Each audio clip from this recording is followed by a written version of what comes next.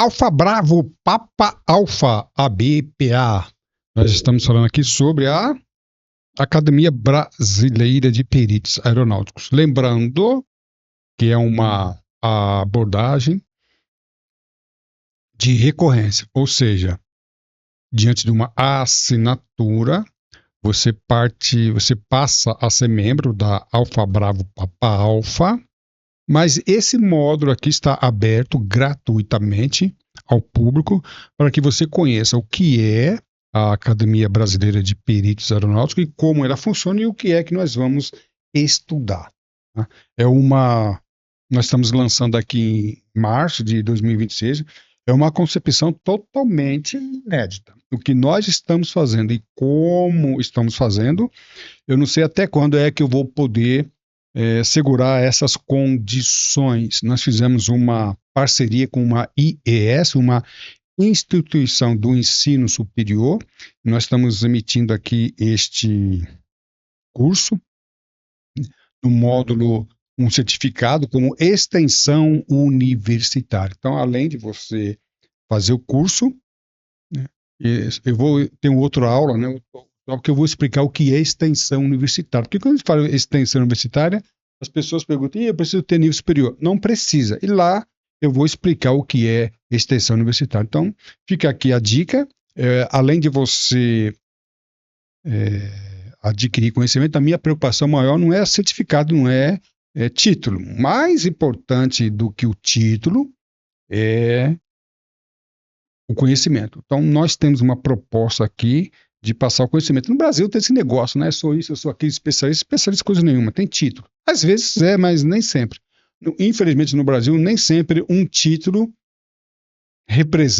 significa conhecimento. Então, a preocupação da academia, mais do que o título, é o conhecimento, e isso sim é importante. E o que nós estamos fazendo, como estamos fazendo, é sensacional. E hoje eu vou mostrar aqui para vocês o não que, preste atenção, não o que nós vamos aprender. O que vamos aprender, qualquer um ensina. Mas aqui, para mim, nós vamos estudar níveis de aprendizagem. Inclusive, no nosso curso de perito propriamente dito, tem uma aula que eu falo só sobre isso. Então, hoje eu não vou aqui explicar essa aula de uma forma ampla e profunda mesmo, porque o propósito desse módulo não é estudar os tópicos, é apresentar os tópicos. Aí sim, nós vamos trazer os tópicos dentro do curso de uma forma ampla e profunda. Mas aqui, para mim, na aviação, nós temos um problema aqui, tá, pessoal? Na aviação, nós temos um problema aqui. Eu vou explicar que um perito aeronáutico ele precisa resolver esse problema aqui. Para mim, o ponto alto. Eu não gosto de falar ponto alto do nosso curso, porque a gente tem que ter muito cuidado, senão fica aí priorizando um tópico em detrimento de outro. Então, eu não gosto de fazer isso, mas preste atenção no que nós vamos estudar aqui. Para mim, professor Carazan, sempre um grande prazer tê-los a bordo. Nível de aprendizagem. Repito, nós vamos ver no nosso curso de princípios e fundamentos do direito aeronáutico essa matéria aqui, esse tópico aqui. Mas o que o professor Carazan podia apresentar em relação a esse assunto para que nós possamos compreender a seriedade e a importância desse assunto. Na aviação, eu não sei se muitos sabem, mas tem uma concepção da taxonomia de Benjamin Bloom.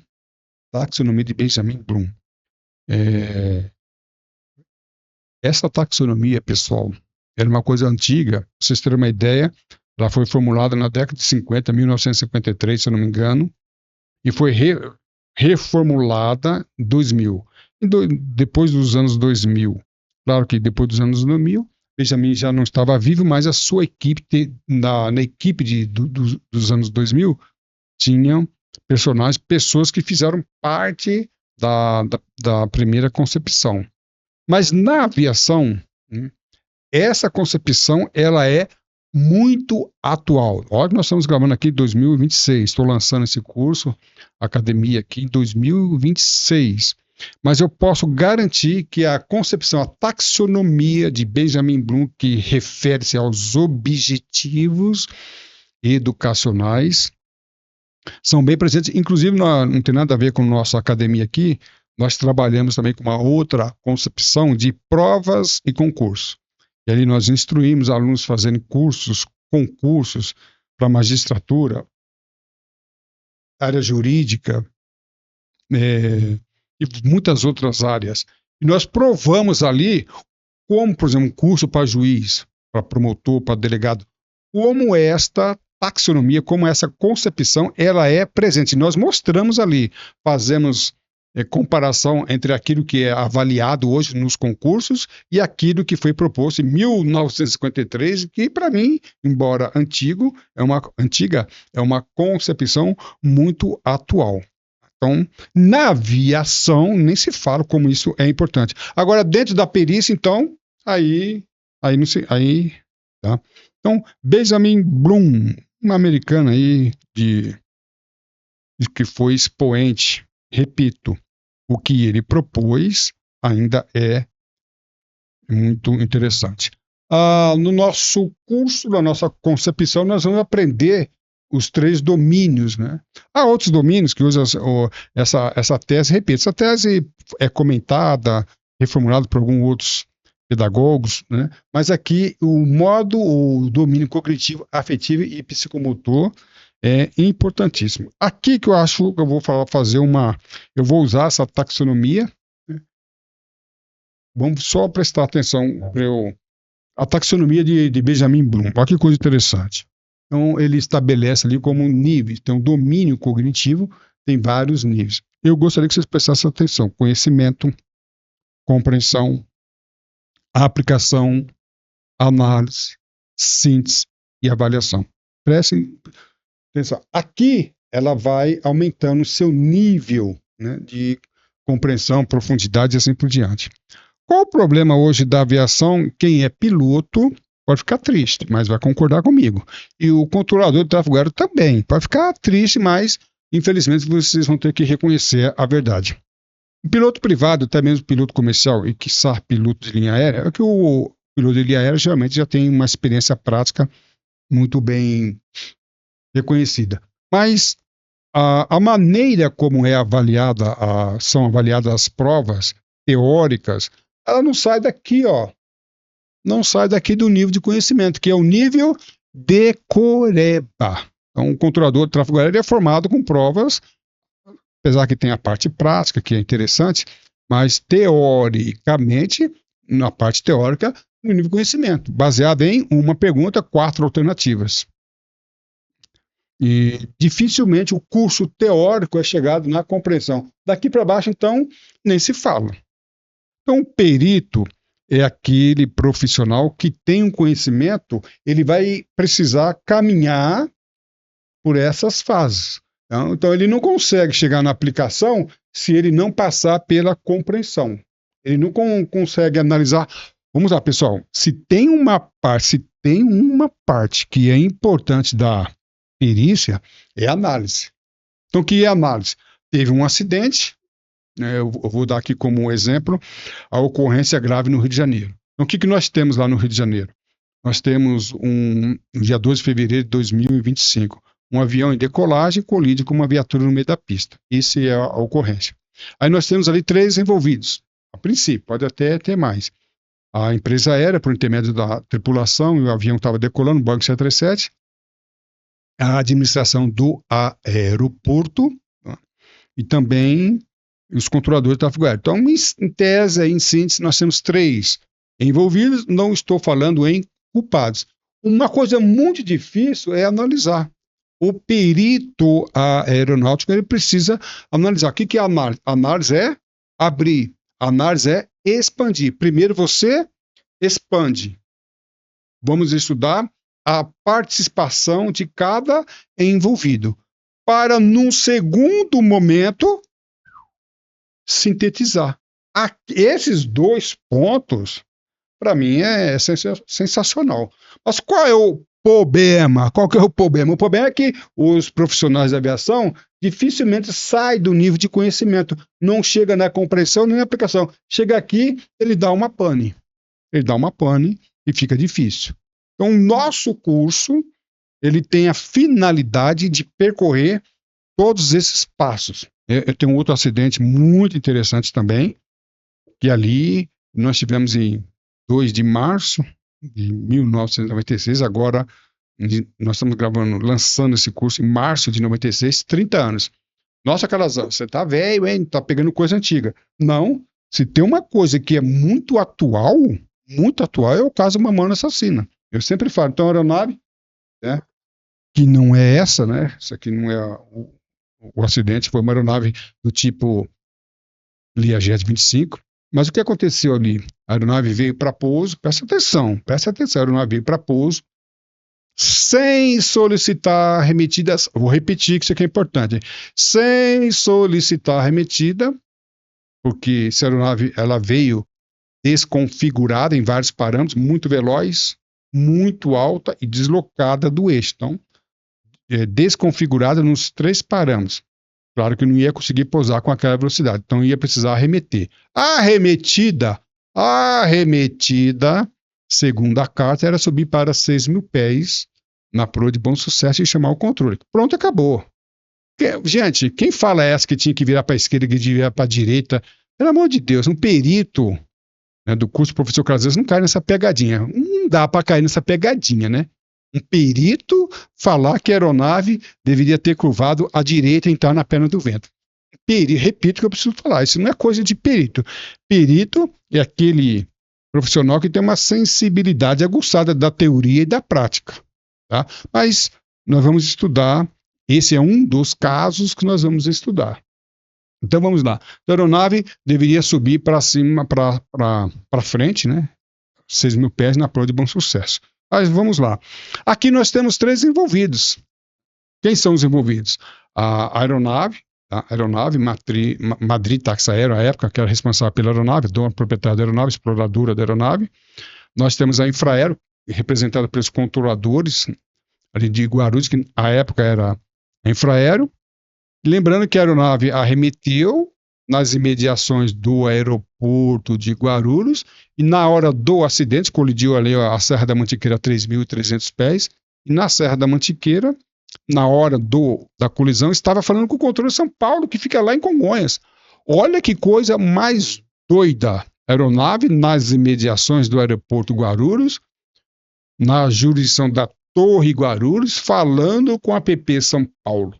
Lembrando que a aeronave, no momento do acidente, a gente vai estudar depois, não estava na área nem da torre, nem do APP. Então a pergunta que nós fazemos é o seguinte, eu preciso analisar. Quem são os envolvidos? Então eu tenho que abrir um leque. Isso é análise. Análise é quando eu abro, pontuar, aí que é importante, pontuar e identificar quem são os envolvidos. Repito, quem são os envolvidos, a primeira parte. E não falar necessariamente quem são os culpados.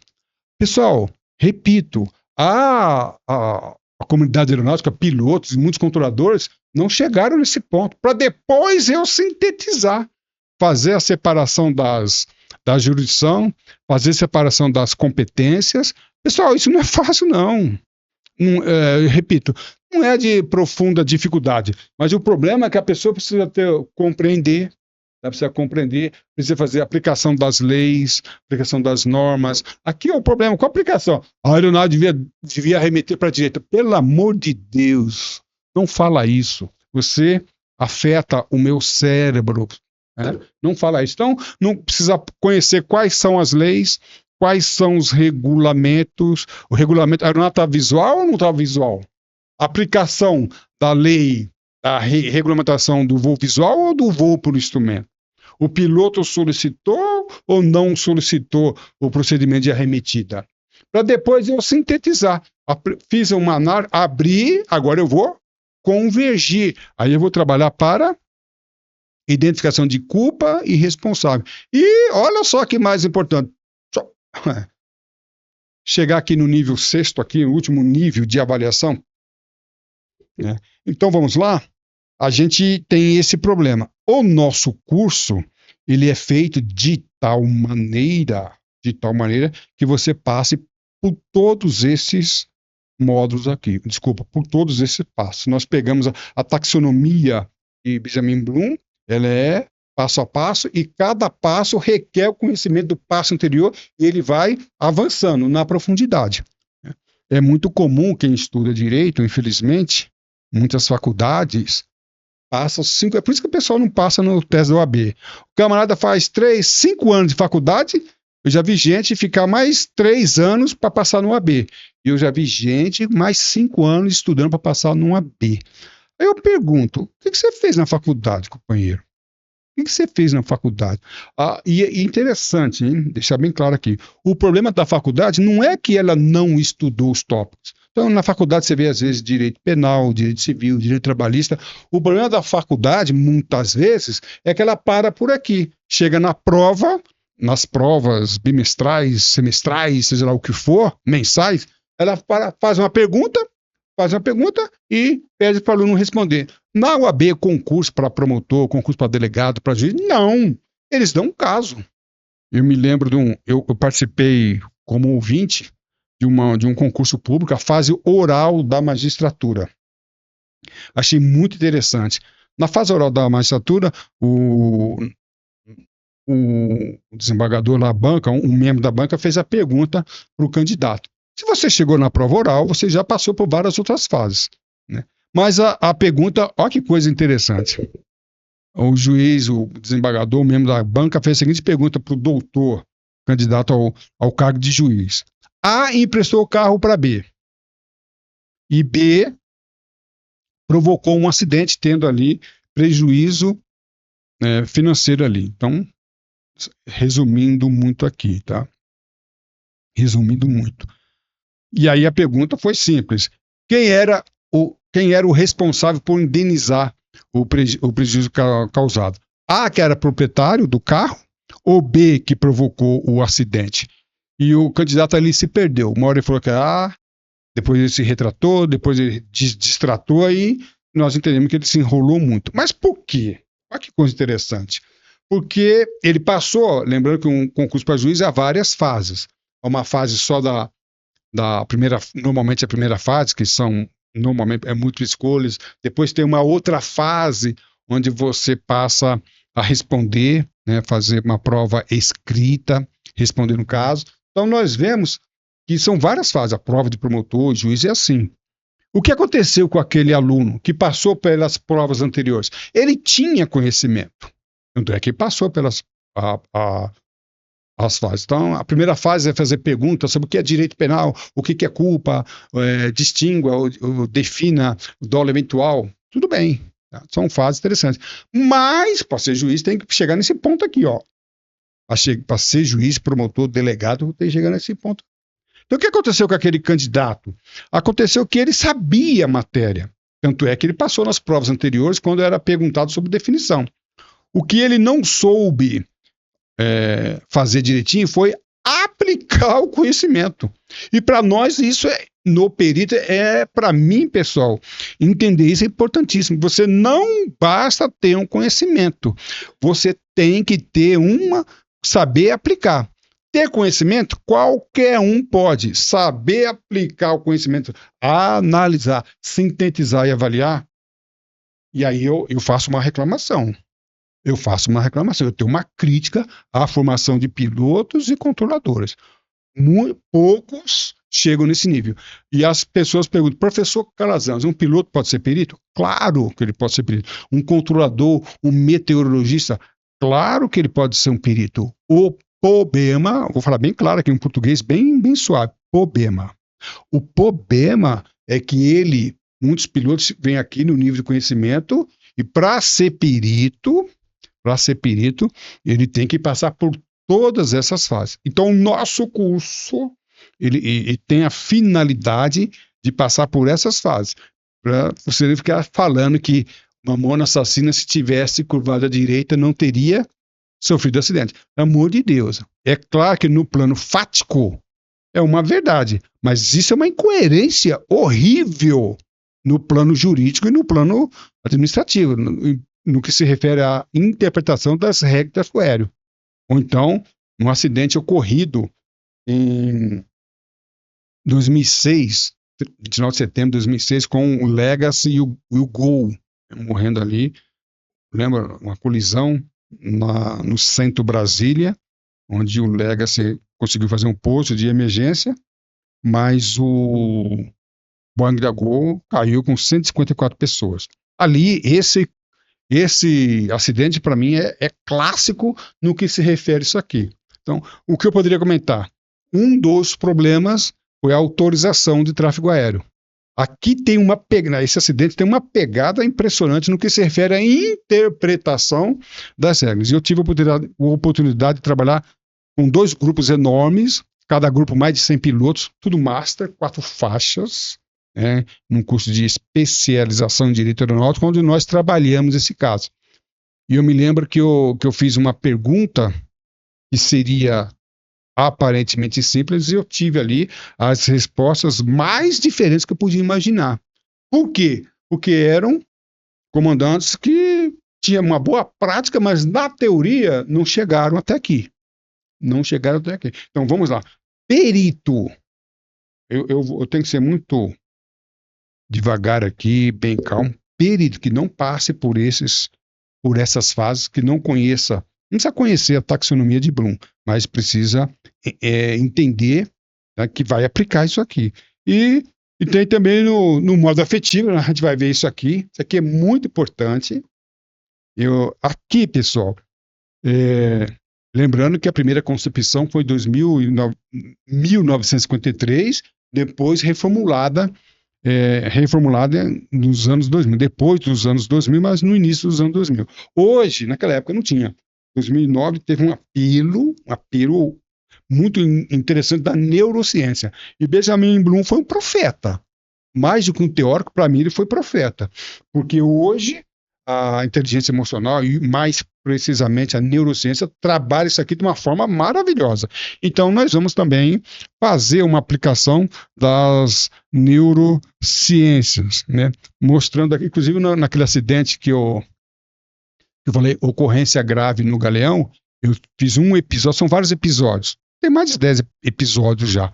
Um dos episódios eu não falo sobre o modo afetivo, mas falo de neurociência, repito, o que Benjamin Bloom, em 1953, atualizado nos anos 2000, fala do modo afetivo, hoje é a neurociência. Só mudou o nome e, claro, que ampliou um pouquinho e foi mais profundo. E aqui, só deixar bem claro, que quando eu tenho uma aula que eu falo sobre público-alvo, né? E no público-alvo, eu cito também vários profissionais da comunidade aeronáutica, piloto, controlador de tráfego aéreo, meteorologista, engenheiro e assim por diante. Um dos profissionais que eu falo aqui é o psicólogo, ou também hoje especialista em neurociência. Aqui o psicólogo, nós sabemos que numa investigação de acidente aeronáutico tem um tópico lá que é muito importante, que é o fator humano. Então, no nosso curso, que cabe também para vários profissionais, ou psicólogo ou neurocientista, eu vou trabalhar aqui, ó. E aqui nós vamos ver vários acidentes que esse ponto aqui foi primordial. Repito, na ocorrência grave, eu tenho um episódio que eu falo só sobre aqui, foi quando o controlador de tráfego aéreo viu que a aeronave ia colidir, ele viu que a aeronave ia colidir com a viatura, quando ele percebeu, ele cristalizou. E você que é psicólogo, você sabe muito bem que há certas reações das pessoas quando estão estressadas. Quando a pessoa está sob pressão, sobre estresse, que é uma característica clássica do controlador de tráfego aéreo, ele pode reagir, ele pode paralisar ou pode fugir. Nós sabemos que tem esses 3 tipos de reações, e você que é psicólogo sabe muito bem. E no caso do ocorrência grave no Galeão, o controlador de tráfego aéreo se assustou, ai meu Deus, e não tomou nenhuma iniciativa. Aí nós perguntamos se essa conduta do controlador está na linha de desdobramento dos fatos, tá? E aí, tá? Eu preciso analisar essa conduta dentro desse contexto aqui. E aí o nível psicomotor, e é que nós vamos trabalhar. Quando eu falei em outro episódio, tá? Falei em outro episódio que o controlador trafegário não sabia fazer laudo ou parecer. No módulo, né, no domínio, no subnível psicomotor. Fazer uma investigação não é a mesma coisa que conhecer. Eu, às vezes, eu conheço tudo. Eu sei que é uma investigação, eu sei que é isso, que é aquilo, mas faz um módulo. Né? Ou, lembrando que um perito, ele pode, muitas vezes, enfrentar, como já aconteceu comigo, participar de uma audiência na esfera. Eu tive a oportunidade de trabalhar na esfera penal. E a oportunidade de ir perante o juiz, promotor, ou até mesmo delegado em outras situações, defender a sua tese. Então você pode escrever um laudo, mas o juiz quer o esclarecimento. Então, no nível psicomotor, nós vamos preparar. Como é que você, o juiz te chamou, o promotor te chamou, como é que você, numa audiência, vai dar uma explicação? Repito, o perito, como eu citei em outro modo, o camarada fez um curso de perito, mas nunca elaborou, nunca planejou, nunca escreveu um laudo, ele não é perito. Ele trabalhou no cognitivo apenas. E às vezes trabalhou só no cognitivo e ficou só na decoreba. Tá? Ficou só aqui, nem passou para cá. Mas além do cognitivo, ele tem também que passar para o psicomotor. É o caso, tá? É o caso da UAB, desculpa, na faculdade de Direito. O que acontece na faculdade de Direito?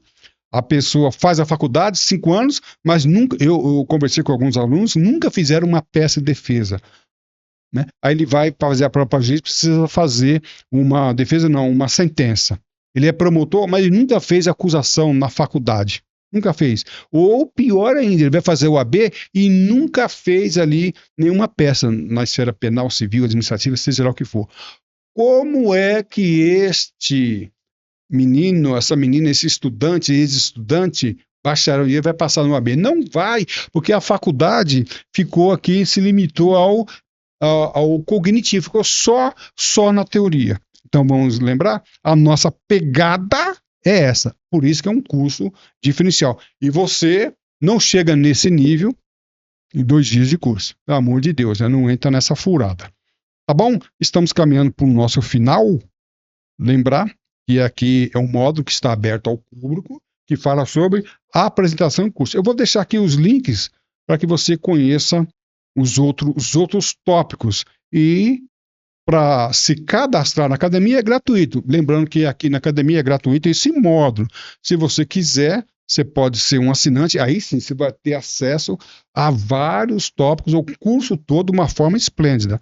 E o nosso lançamento aqui está meio perdido, perdeu o modo afetivo. Né? Nós fizemos uma ligação, uma coordenação, uma parceria com uma IES, uma instituição de ensino nível superior, e vamos emitir um certificado de extensão universitária. E a proposta aqui, eu não sei até quando eu vou poder segurar essa proposta. Ela está muito, muito interessante, inclusive financeiramente. Você fazer um curso desse, uma carga horária interessante, não é só a carga horária, não é só o tópico. O nível de profundidade, com profissionais da mais variada qualidade, né? Então fica aí a dica para você conhecer o curso e deixar o link para você se matricular e participar desse nosso curso. Mais informações no QR Code.